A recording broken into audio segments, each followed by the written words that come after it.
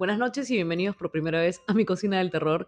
Estoy muy feliz de estar acá y estoy muy agradecida por todas las personas que me enviaron mensajes y me motivaron a empezar esta aventura de tener un canal de YouTube. Yo siempre he sido muy aficionada con este tema. Empecé a ver películas de terror cuando tenía como 2 años. Me he dedicado por mucho tiempo a hacer arte gore y buscar cositas paranormales ha sido algo que siempre me ha movido a través de mis viajes. Entonces, aunque no lo crean, para mí empezar a hacer esto es un sueño hecho realidad.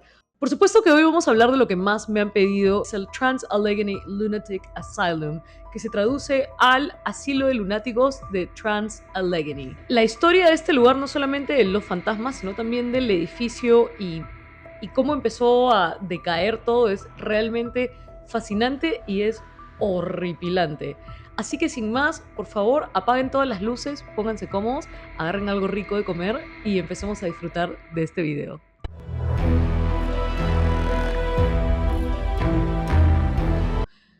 El Trans-Allegheny Lunatic Asylum está ubicado en Weston, en Virginia Occidental. Es un pueblito muy chiquito que está entre las montañas Apalaches. Y si tú eres fanático de lo paranormal, ya sabes que en las montañas Apalaches pasan muchas cosas. Este lugar empezó su construcción en más o menos 1858 y antes de que lo empezaran a construir, este lugar era un campo que albergaba a muchos soldados que estaban peleando en la guerra civil en esa época. La construcción duró más o menos entre 1858 y 1880, pero el lugar lo abrieron en 1864. Este lugar no solamente es impresionante por ser ahora uno de los manicomios más embrujados del mundo, lo que realmente lo hacía impresionante en esta época era lo gigantesco que era. Estamos hablando de un terreno de 22.000 metros cuadrados, con 16 edificios, pabellón de mujeres, hombres, niños, pacientes difíciles, hospital, cocina, granja, morgue y un cementerio con más de 5.000 cuerpos no identificados. Se estima que en este lugar, en sus tiempos más oscuros, murieron entre 8.000 y 10.000 personas. 5.000 de esos son simplemente cuerpos no identificados y de familiares que jamás quisieron recuperar a las personas. Lo más chévere de este edificio, si lo quieren llamar así, o de esta construcción, es que le hicieron usando el método Kirkbride. Y el método Kirkbride es algo que usaban muchísimo alrededor de Estados Unidos en esa época para construir manicomios. Y esto también es algo que seguramente se han preguntado si vieron como videos del manicomio. Y es que muchos me dicen, acá filmaron esta película, o es inspirado en este videojuego, o hicieron tal serie acá. Y la respuesta es no. Sí han filmado bastantes cosas tipo documentales en este lugar y otras cosas que ya les voy a contar más adelante, pero no han hecho ninguna película ni ninguna serie de televisión en este lugar. Solamente les parece porque el método Kirkbride tenía como que el mismo sistema de construcción para todos los manicomios, entonces todos los manicomios en esa época realmente se parecían. Ahora, ¿qué es el método Kirkbride? Thomas Kirkbride era un neurólogo muy conocido en Estados Unidos en esa época y él tenía la creencia de que si a un paciente en una institución mental tú lo ponías en un lugar con un cuarto muy bonito, que tenía mucha luz, que tenía vista al jardín, que tenía música clásica, con mucha paz y comida rica, tú podías curar a esta persona de cualquier enfermedad mental. Entonces el método Kirkbride hace construcciones en forma casi como de ala de murciélago. Y así todas las habitaciones tienen vista al jardín, todas las habitaciones tienen buena luz. Ahora, ¿por qué habían tantos manicomios en esta época? O sea, ¿qué estaba pasando? ¿Había mucha más gente que tenía problemas que ahora o qué? No. El problema era que en esa época las discapacidades, las diferencias de aprendizaje, las enfermedades muy graves eran vistas como algo indeseable, casi que se deshacían de las personas. Entonces, yo qué sé, eras una familia y tenías pues un bebé que tenía síndrome de Down, que tenía autismo, un familiar que tenía esquizofrenia, lo que hacías al manicomio y que se encarguen.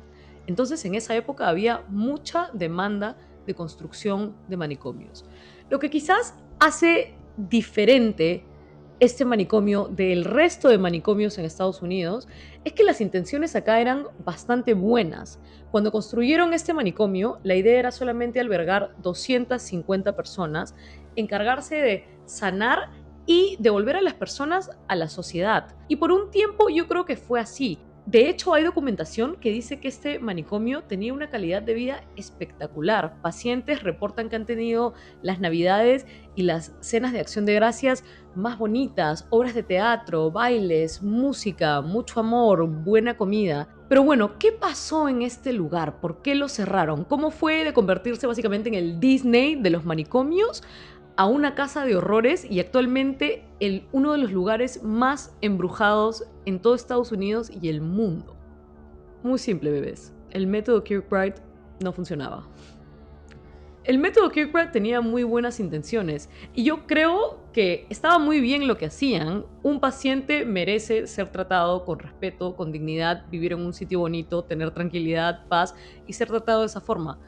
Pero no era todo lo que necesitaban. Y como ya les he dicho, los tratamientos eran malísimos en esa época. Yo creo que estábamos en una época de aprender sobre la mente y estaban tratando de hacer pues lo que se les ocurría en ese momento, lo que creían mejor, pero nada de esto realmente ayudaba a las personas con problemas mentales.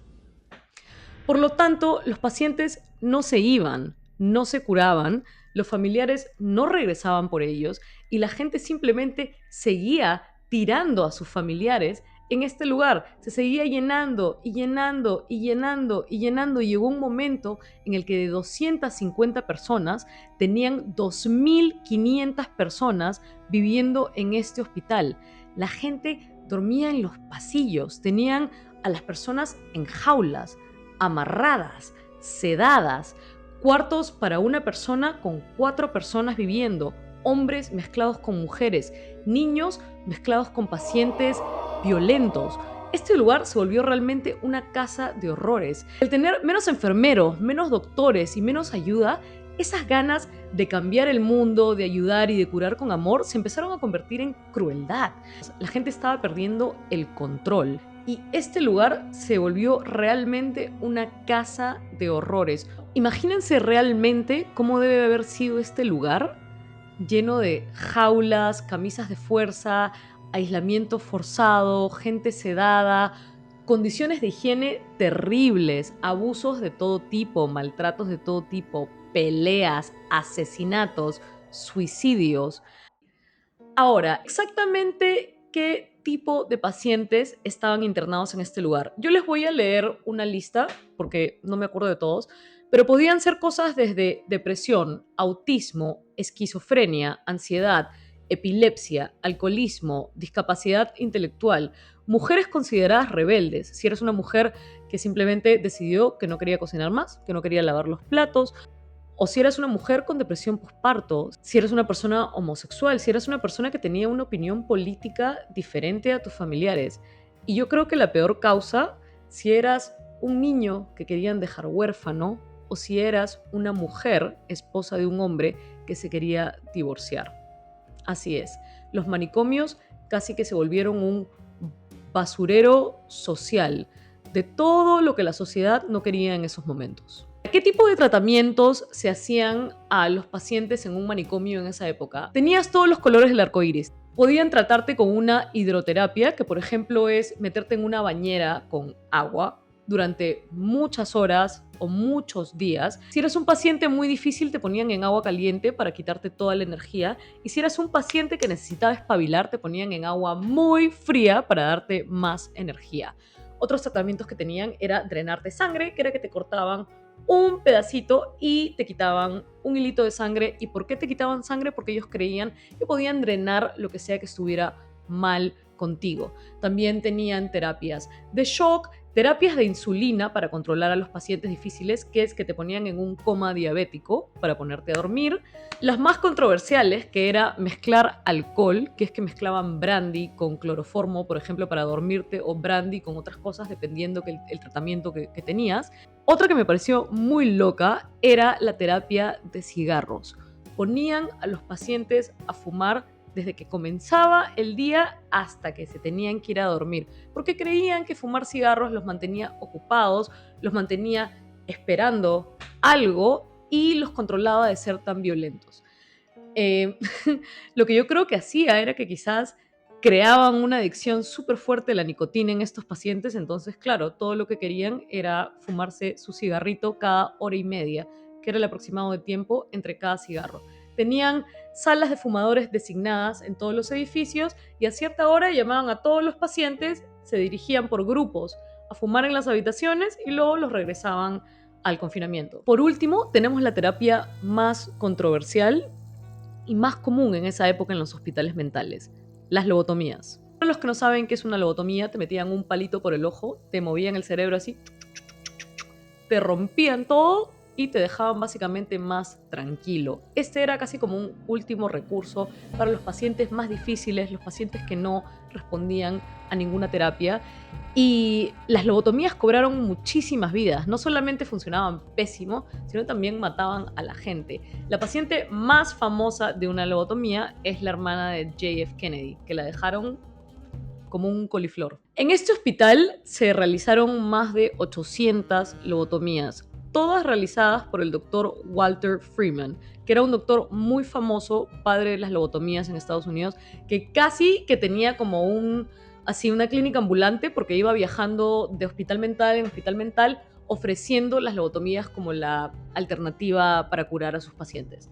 A este tipo le pagaban $25 por lobotomía, entonces, claro, que en esa época era bastante dinero, claro que le convenía hacer muchas, las hacía así a diestra y siniestra. La persona más joven en recibir una lobotomía en el Trans-Allegheny fue un niño de 4 años. ¿Cómo terminó cerrando este lugar? En 1994, por las condiciones de higiene, los maltratos, los reportes de abuso, el gobierno dejó de darle dinero a este manicomio y lo forzaron a cerrar. Dejaron el lugar abandonado completamente y en el 2007 un hombre que se llama Joe Jordan, que había escuchado sobre la actividad paranormal que la gente veía cuando se metía al manicomio, decidió comprarlo y en 2008 empezó a dar tours al lugar y así fue como yo llegué a este sitio. Ahora, algo muy interesante que yo escuché sobre este lugar antes de ir es que no solamente empezó a haber actividad paranormal cuando cerraron el lugar, supuestamente este era un secreto a voces en este sitio. Los pacientes, la gente que trabajaba ahí, ya sabían qué cosas raras pasaban en este sitio. Y yo creo que se puede deber mucho al hecho de que habían muchísimos soldados de la guerra civil que llegaron ahí a quedarse y a morir, básicamente. ¿Ustedes qué piensan? Ahora vamos a la parte interesante. Vamos a hablar de los fantasmas más famosos en este lugar. El recorrido lo vas haciendo por partes. Yo fui en un grupo con un guía, mi esposo y 4 personas más. Y por cada nivel que vas subiendo te van contando un poco sobre los fantasmas más importantes del área. Vamos a empezar con la primera que me contaron a mí cuando fui y la que más me impresionó porque fue el primer suicidio que hubo en el manicomio.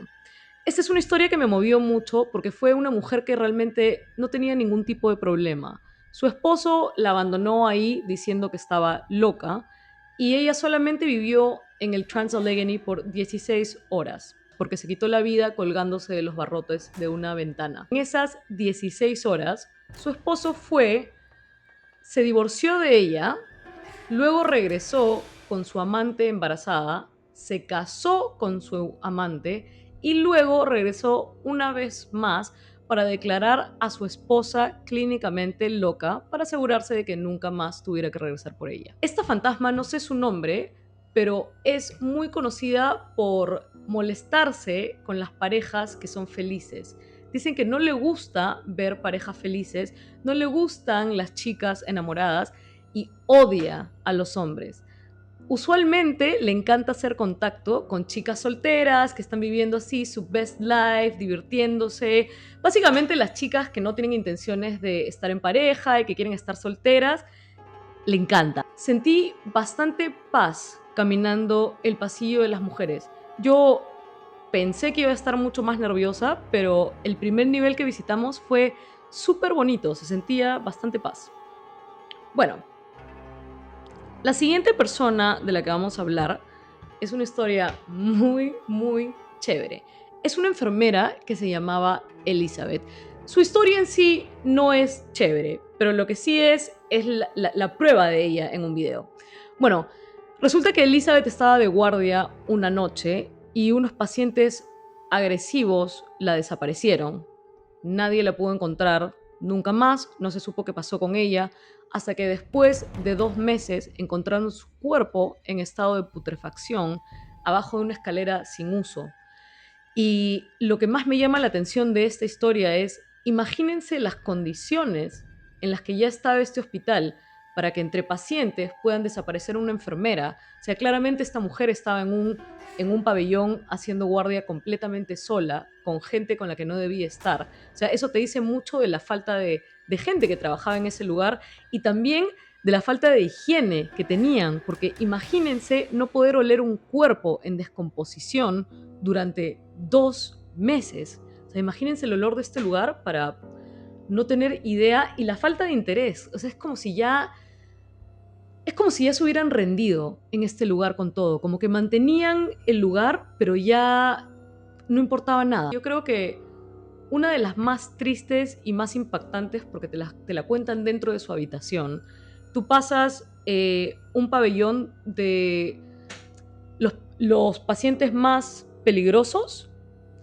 y al fondo de esa habitación, perdón, y al fondo de ese pabellón está una habitación bastante grande con una cama y unos juguetes. Juguetes porque la gente va a dejarle ofrendas a este fantasmita. Se llama Dean. Dean tenía autismo bastante severo y era muy querido por todos los trabajadores y los pacientes en el hospital. Dicen que era un chico muy bueno, una buena persona y era muy alegre. Creo que esto molestó mucho a pacientes difíciles en el lugar, le tenían mucha envidia, muchos celos, y una noche cuando también, efectivamente como le pasó a Elizabeth, no había staff en el lugar, agarraron a Dean, lo pusieron debajo de una de las patas de su cama y empezaron a saltar encima hasta que le quitaron la vida completamente. Luego tiraron su cuerpo en una esquina y usualmente hacen que una persona se siente en esta silla, te cuentan la historia y luego te dicen exactamente dónde murió Dean. Dicen que a Dean le gusta mucho comunicarse con personas jóvenes, con niños, o no van muchos niños a este lugar, creo que van quizás adolescentes o personas que tienen un espíritu así de niño, alegre, que le gusta mucho jugar, que le gusta mucho reírse y que usualmente se manifiesta con susurros pidiéndole a la gente que no se vaya cuando el tour se mueve de su habitación. En esta habitación no sentí nada, solamente una pena profunda, una ansiedad y muchísimo miedo. Me hizo sentir muy incómoda estar en esa habitación, no me gustó para nada estar sentada ahí. Siguiente historia de unos fantasmas conocidos. No, perdón, estas no son dos historias, son dos menciones honrosas hasta que vamos al último fantasma. El primero es una sombra de un fantasma que siempre aparece en los corredores en el último piso del bloque 1. Y el segundo es un fantasma de unos borrachitos, porque tenían gente que sufría de alcoholismo y lo subían en el último piso.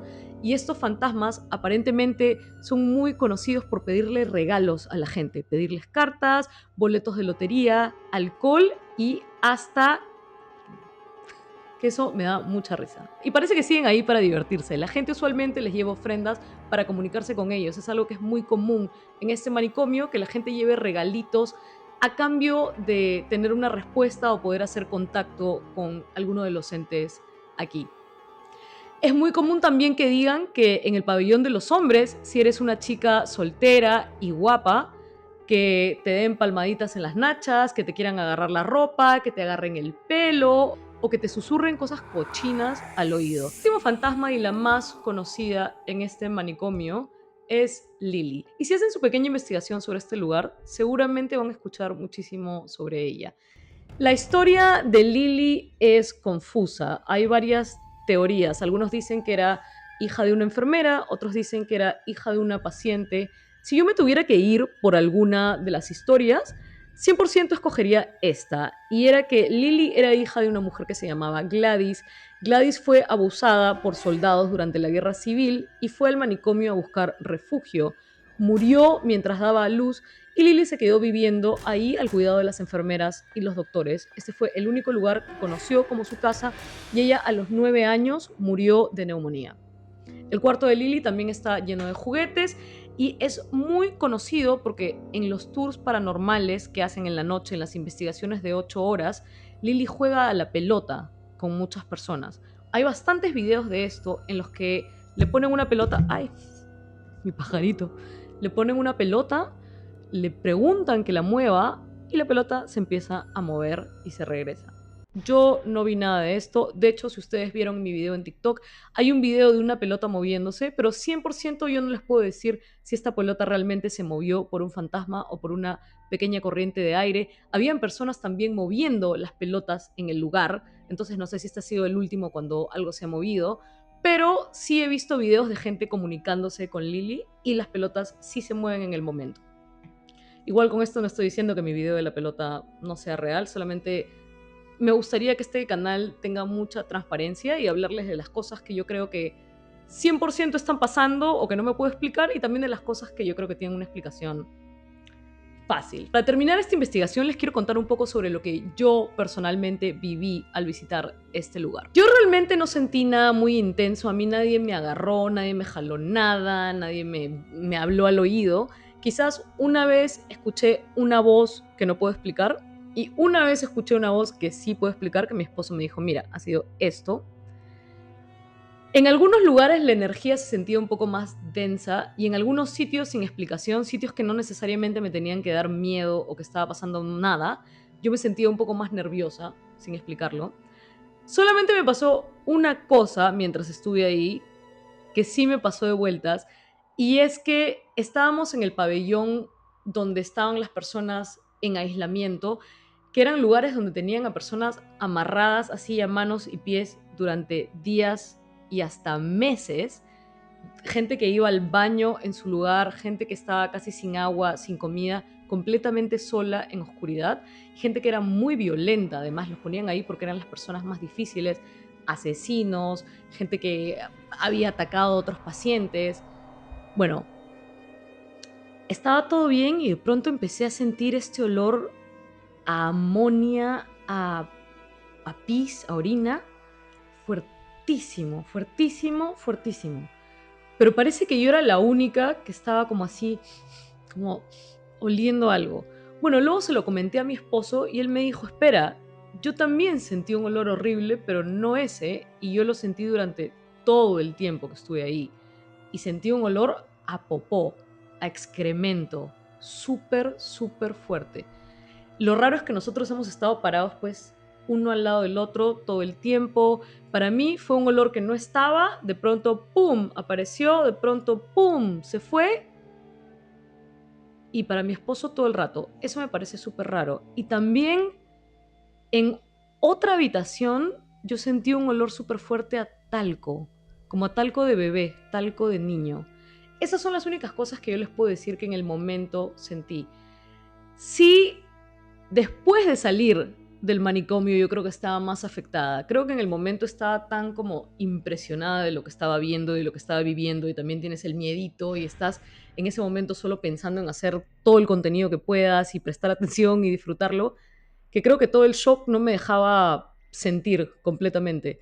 Pero ya al salir me entró un miedo de haber estado ahí dentro, me costó tanto ver las fotos, ver los videos, y cuando empecé a encontrar cosas en las fotos, me empezó a dar más miedo y a impresionarme más. O sea, yo veía las cosas que tenía en las fotos y decía, Dios mío, ¿qué hemos visto? Y estas son las cosas que vi. El video que encontré justo al final de este pasillo que les digo que es entre la habitación de Dean y el pasillo donde tenían a las personas en confinamiento. No me había dado cuenta, pero claramente tengo un video en el que se ve una cabecita asomarse, chiquitita, así, y como casi de alguien bien bajito, como una cabecita que se asoma y se mete.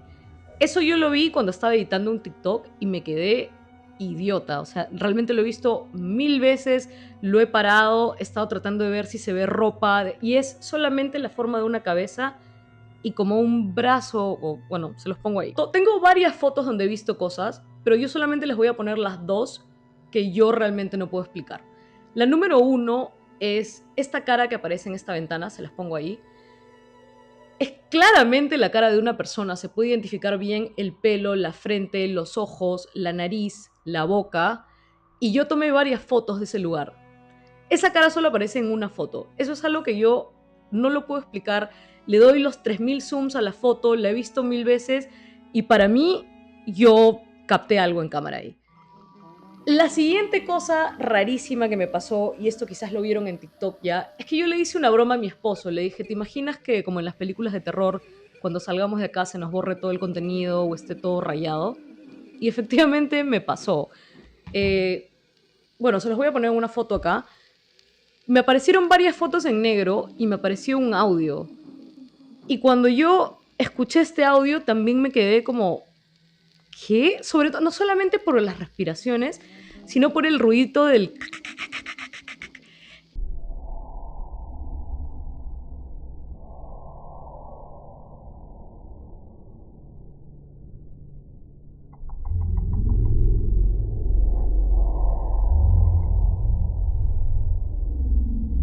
No, no entiendo, estoy tratando de pensar qué puede haber sido en ese momento, qué sonó así, qué... No lo sé. Ese audio a mí me parece una locura. Pero mi favorita, quizás para ustedes va a ser la foto más aburrida, pero para mí es mi favorita y les voy a explicar por qué. Es la foto de Lily.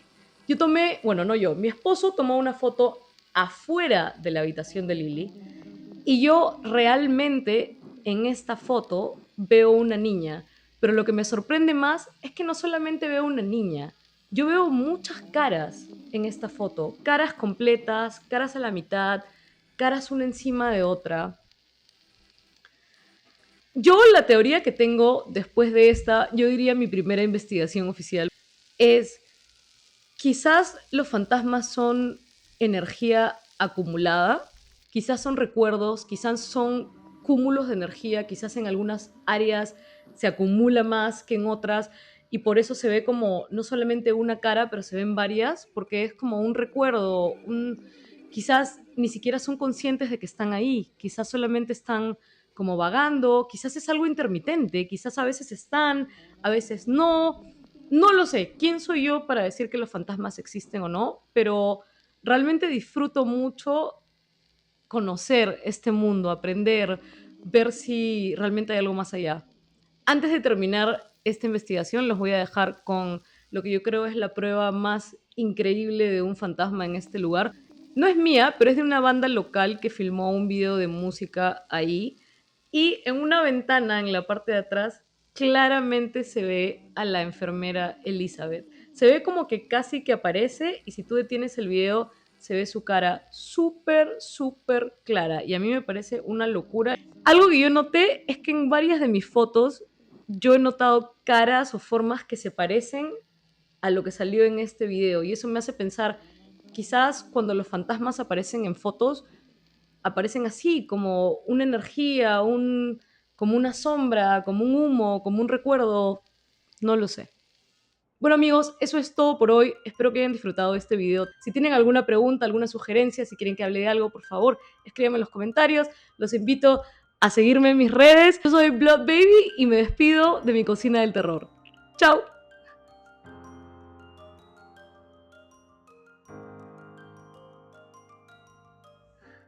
Y ahora suena la música.